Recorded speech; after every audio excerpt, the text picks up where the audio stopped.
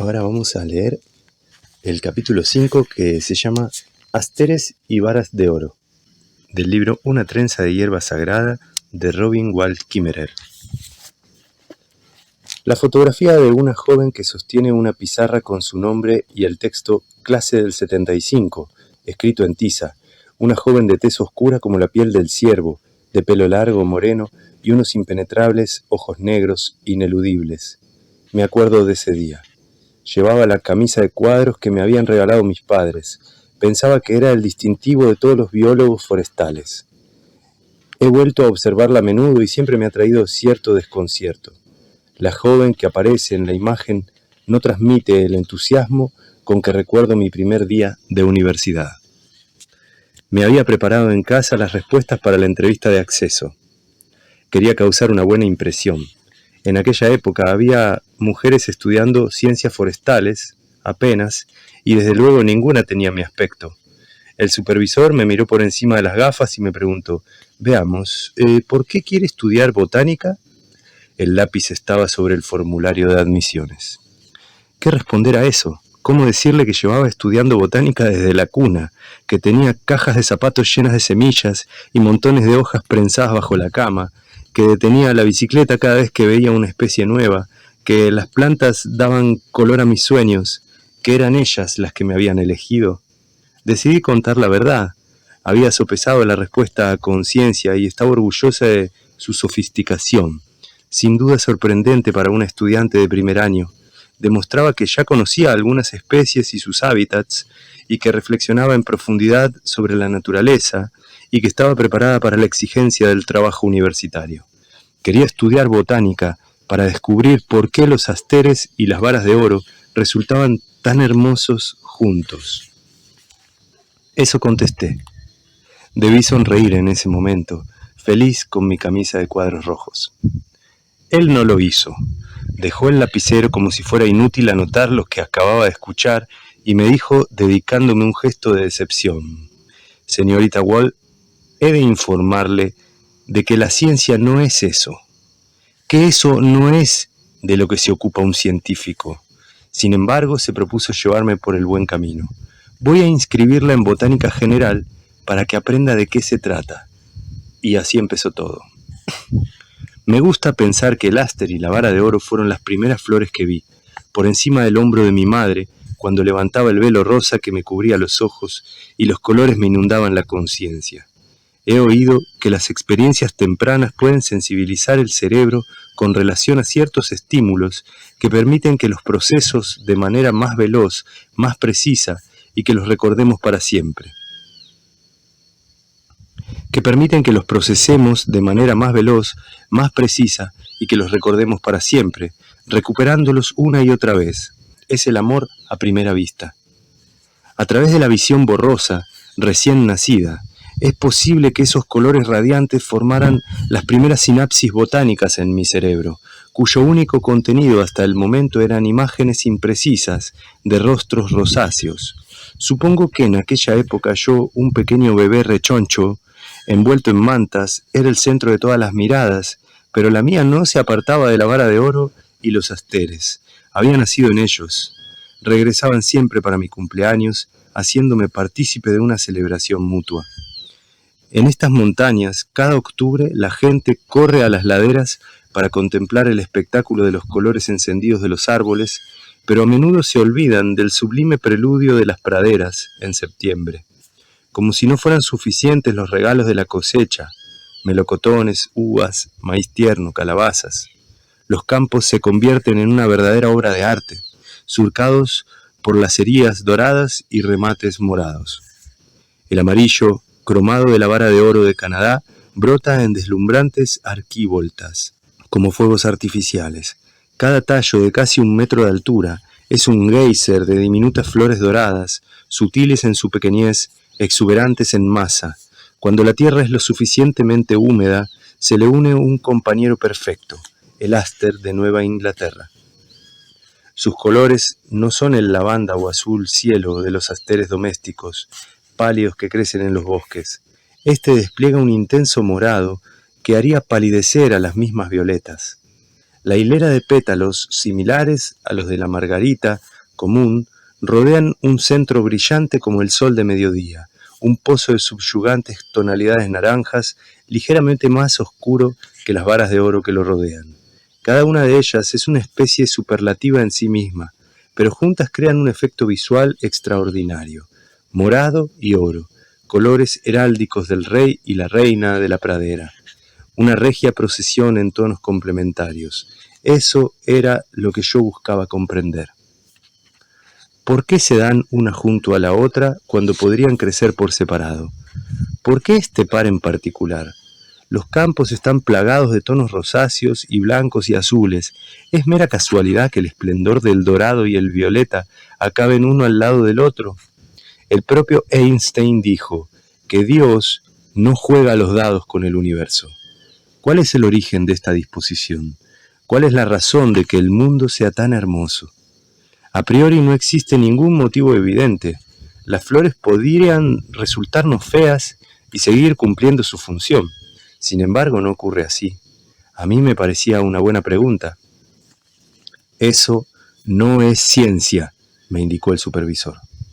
La botánica no se ocupa de tales problemas. Yo quería saber por qué ciertos tallos se doblan fácilmente cuando haces una cesta y otros se rompen. ¿Por qué los frutos más grandes crecen a la sombra y por qué las plantas ponen remedios medicinales a nuestra disposición? ¿Qué especies pueden comerse? ¿Por qué esas pequeñas orquídeas rosas solo crecen bajo los pinos? Eso no es ciencia, señaló. ¿Y quién, sino él, erudito profesor de botánica con laboratorio propio, iba a saberlo? Y si lo que quieres es estudiar la belleza de las flores, harías mejor en matricularte en la escuela de arte. Lo cierto es que no me había resultado fácil elegir facultad. Había dudado entre estudiar botánica o poesía. Todo el mundo me había dicho que no podía dedicarme a ambas, así que me decidí por las plantas. Y ahora el supervisor añadía que la ciencia no se ocupaba de la belleza, que el vínculo que une a las plantas y a los seres humanos no entraba en el plan de estudios. No sabía qué contestar. Me había equivocado. En mi interior no bullía ninguna lucha, solo la vergüenza del error. Carecía de respuesta, de palabras de resistencia. Me inscribió en el curso y me pidió que sacara una fotografía para terminar el proceso de admisión. Estaba ocurriendo otra vez, aunque en ese momento no me diera cuenta. Eran los ecos del primer día de clase de mi abuelo, cuando le ordenaron abandonar todo lo que traía consigo. Idioma, cultura, familia. Aquel profesor cuestionó mi procedencia, mis conocimientos, mientras reafirmaba la suya como la forma correcta de pensar. Al menos no me obligó a cortarme el pelo. Al pasar de los bosques de mi infancia a la universidad, había cruzado sin darme cuenta la frontera entre dos formas de entender el mundo. De la historia natural, basada en la experiencia, donde las plantas eran maestras y compañeras, y una responsabilidad mutua me unía a ellas, al reino de la ciencia. Las preguntas que formulaban los científicos no eran sobre quién eres tú, sino qué es esto. Nadie interrogaba directamente a las plantas con un ¿qué puedes contarnos? La cuestión principal era siempre ¿cómo funciona esto? La botánica que me enseñaron era reduccionista, mecanicista, estrictamente objetiva. Las plantas quedaban reducidas a objetos. No eran sujetos en modo alguno. La manera de concebir y enseñar la disciplina excluía a gente como yo. Todo lo que hasta ese momento había creído acerca de las plantas tenía que ser falso. Esa era la única opción. Aquella primera clase de ciencia botánica fue un desastre. Aprobé de milagro y no conseguí que la memorización de las diversas concentraciones de nutrientes esenciales me apasionara.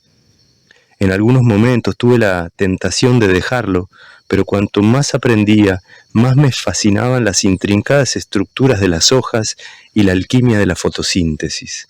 No me hablaron nunca de la hermosa compañía de la vara de oro y el áster, pero sí me dediqué a recitar largas listas de terminologías latinas, una y otra vez, como si fueran poemas, sustituyendo el nombre vara de oro por el de Solidago canadensis.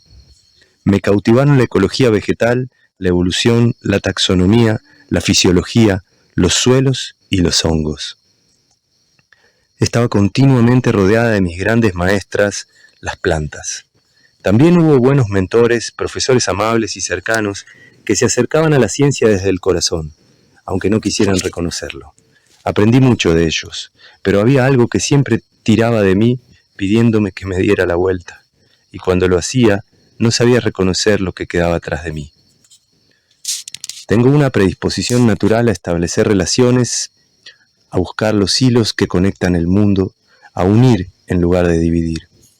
La ciencia, por el contrario, separa de manera clara al observador de lo observado y al observado del observador, que esto sería lo contrario de la meditación, ¿verdad?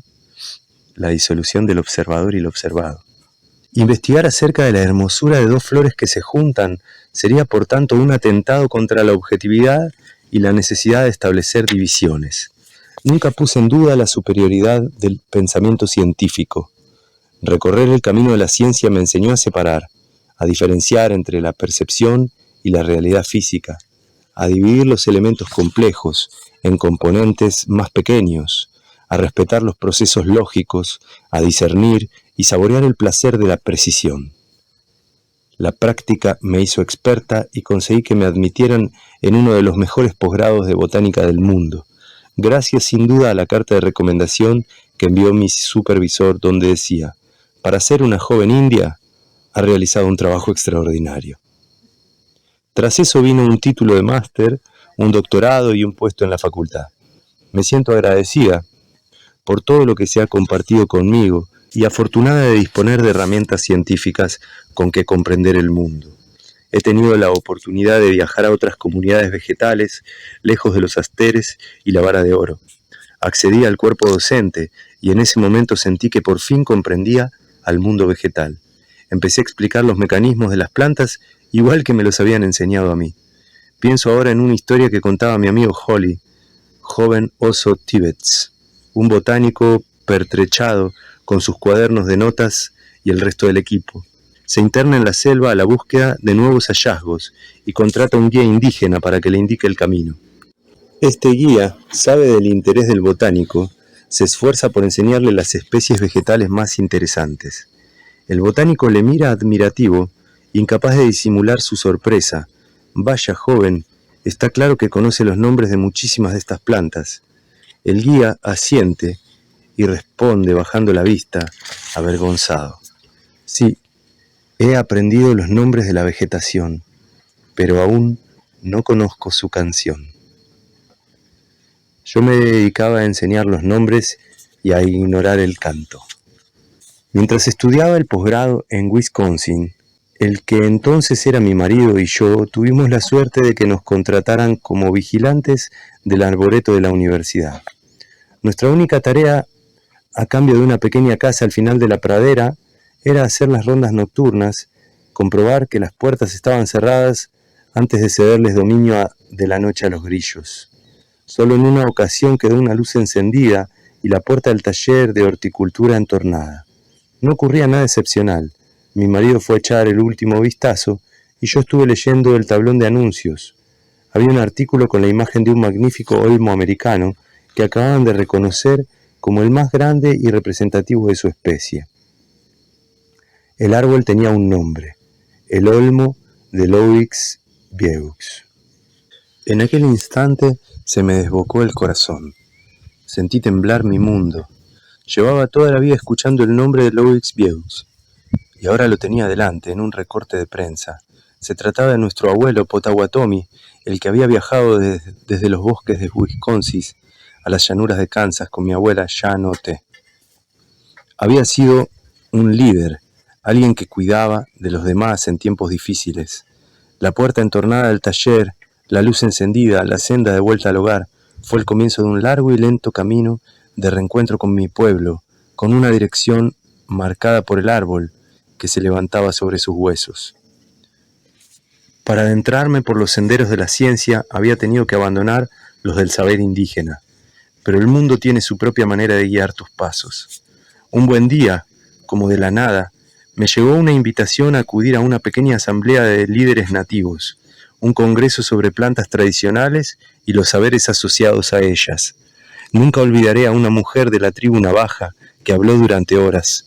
Pese a que no había recibido una sola clase de botánica académica, sus palabras me cautivaron. Una por una, nombre a nombre, mencionó todas las especies que habitaban su valle, dónde vivía cada una de ellas, cuándo florecía, en compañía de qué otras especies tendía a aparecer y qué relaciones establecía con ellas, quién se las comía, quién fabricaba nidos con sus fibras, qué medicinas podía ofrecer. Contó también las historias que guardaban los mitos de sus orígenes, cómo obtuvieron sus nombres y qué información nos podían transmitir. Habló sobre la belleza. Sus palabras fueron como aspirar el aroma de unas sales para despertarme a algo que había conocido en la época en que me dedicaba a recolectar fresas silvestres. Conocí lo superficial que era mi erudición. Los saberes de esa mujer eran mucho más profundos y amplios y se relacionaban con todas las formas posibles de conocimiento. Ella sí podría haber explicado la relación entre los asteres y la vara de oro. Yo acababa de doctorarme y aquella fue una lección de humildad.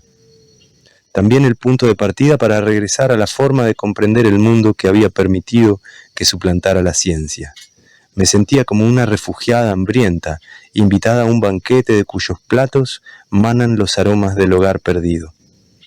Regresé al lugar en que todo había empezado, a la belleza, a las preguntas que la ciencia no se hace, no porque no sean importantes, sino porque no tiene la capacidad de hacérselas. Si mi supervisor hubiera sido un verdadero investigador, un investigador mejor, habría celebrado mis preguntas en lugar de despreciarlas. La única respuesta que me ofreció fue el cliché de que la belleza se encuentra en el ojo del observador. Dado que la ciencia separa al observador del observado, la belleza no puede ser, por definición, una cuestión científica válida. Lo que tendría que haberme dicho en realidad era que las preguntas que yo hacía eran demasiado grandes para la ciencia. Mi supervisor tenía razón. La belleza está en el ojo del observador, especialmente en lo que se refiere al violeta y el dorado de aquellos campos. Los seres humanos percibimos los colores gracias a bancos de células receptoras especializadas, los bastones y conos de la retina. Los conos se encargan de absorber la luz en función de sus diversas longitudes de onda y de transmitir la información al córtex visual del cerebro, donde ésta se interpreta. El espectro visible de la luz, el arco iris de los colores, es amplio, por lo que la forma más eficaz de discernir los colores no es mediante conos polivalentes que recojan todo el espectro, sino a través de una serie de especialistas de que cada cono se ocupe de absorber ciertas longitudes de onda. En el ojo humano hay tres tipos: uno que se dedica principalmente al rojo y las longitudes de onda asociadas a este, otro al azul y un tercer tipo diseñado para la percepción óptima de la luz de dos colores, el morado y el amarillo. El ojo humano, por tanto, está preparado de una manera especial para detectar estos tonos y enviar señales al cerebro. Eso no explica por qué a mí me parecían hermosos, pero sí que capten toda mi atención. Consulté a colegas artistas acerca del poder del amarillo y el morado, y estos me mandaron directamente a la rueda de los colores. Son dos tonos complementarios, de naturaleza completamente diferente. Cuando están juntos en la paleta, se realzan mutuamente, se intensifican. Un mero toque de uno de ellos hará más vívido al otro.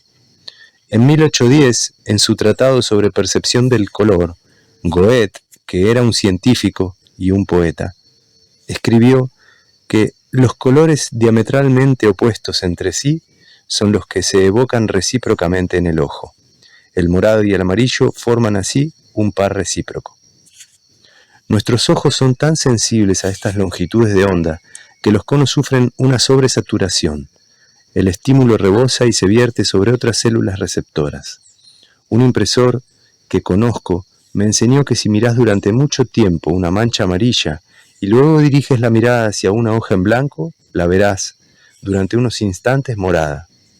Este fenómeno, la adaptación cromática de la imagen remanente, sucede porque existe la reciprocidad energética entre los pigmentos morados y amarillos, algo de lo que la vara de oro y el áster eran conscientes aunque yo lo ignorase. Si mi supervisor estaba en lo cierto, los efectos visuales que nos atraen a los humanos les resultan perfectamente irrelevantes a las flores. Ellas esperan captar la atención de otros observadores, las abejas en sus viajes de polinización. Estas perciben muchas flores de forma diferente a los humanos, pues su percepción incluye espectros adicionales como la radiación ultravioleta. Sin embargo, resulta que la vara de oro y los asteres son muy similares para los ojos de las abejas y los humanos. A ambos nos resultan hermosas. El intenso contraste de su cromatismo las convierte en el objetivo más atractivo de toda la pradera, un faro por el que las abejas pueden guiarse, de modo que si crecen juntas recibirán más visitas de los polinizadores que si lo hicieran por separado. Es una hipótesis demostrable en la que concurren cuestiones científicas, cuestiones artísticas y cuestiones de belleza. ¿Por qué son tan hermosas cuando están juntas? Es un fenómeno a la vez material y espiritual, para cuya explicación hay que recurrir a las longitudes de onda, pero también a una forma de percepción más profunda. Cuando paso demasiado tiempo observando el mundo a través de los ojos de la ciencia, veo la imagen remanente de los saberes tradicionales. Me pregunto si el conocimiento científico y el saber tradicional no establecerán también un contraste recíproco, si no serán el morado y el amarillo de su propio par, la vara de oro y el aste respectivamente. El mundo nos resulta más pleno cuando lo contemplamos a través de ambos. La pregunta de la vara de oro y los asteres, claro, era un símbolo de lo que verdaderamente deseaba conocer. Quería comprender una arquitectura de relaciones y conexiones, descubrir los brillantes hilos que la mantenían unida. Y quería saber por qué amamos el mundo, por qué el retazo más insignificante de pradera puede ponernos de rodillas, atravesarnos de asombro. Cuando los botánicos recorren los bosques y los prados en busca de plantas, decimos que salen de excursión. Cuando lo hacen los escritores, esa excursión es por las metáforas que también abundan en la tierra. Necesitamos a ambos, en palabras del científico y poeta Jeffrey Burton Russell. La metáfora, como señal de una verdad más profunda, se acerca al sacramento, porque lo vasto y lo rico de la realidad no pueden expresarse solo con los significados manifiestos de la frase. El académico nativo Greg Cajet ha escrito que en las formas de conocimiento indígenas una cosa solo llega a comprenderse cuando se comprende con los 4 aspectos de nuestro ser: la mente, el cuerpo, la emoción y el espíritu. Al comenzar mis estudios, se me hizo evidente que la ciencia favorece una de ellas. Y así también conocemos el yoga, a través de la mente, el cuerpo, la emoción y el espíritu, como dijo Greg Cajet. Al comenzar mis estudios, se me hizo evidente que la ciencia favorece una de ellas, o 2, como mucho, la mente y el cuerpo. Entonces era joven y quería saberlo todo acerca de las plantas, así que no cuestioné ese modo de conocimiento. Pero al hombre solo se le muestra la hermosura del camino cuando lo recorre en su propia plenitud. Hubo una época en la que me tambaleaba precariamente entre los 2 mundos, el científico y el indígena, hasta que aprendí a volar, o empecé a intentarlo. Fueron las abejas las que me enseñaron a moverme entre flores diferentes, a beber el néctar y recoger el polen de todas ellas. Estos movimientos de polinización cruzada son los que pueden producir una nueva forma de conocimiento, una nueva forma de estar en el mundo. Al fin y al cabo, no hay 2 mundos. Lo único que existe es esta tierra buena y verde. El emparejamiento del violeta y el dorado, septiembre tras septiembre, es la viva expresión de la reciprocidad. La belleza de uno queda realzada por el brillo del otro. He ahí su sabiduría, ciencia y arte, materia y espíritu, Purusha y Prakriti, conocimiento indígena y ciencia occidental. ¿Pueden estos pares convertirse en sus varas de oro y asteres respectivos? Cada vez que yo me encuentro ante ellos, la belleza me exige reciprocidad. convertirme en el color complementario, crear algo hermoso como respuesta.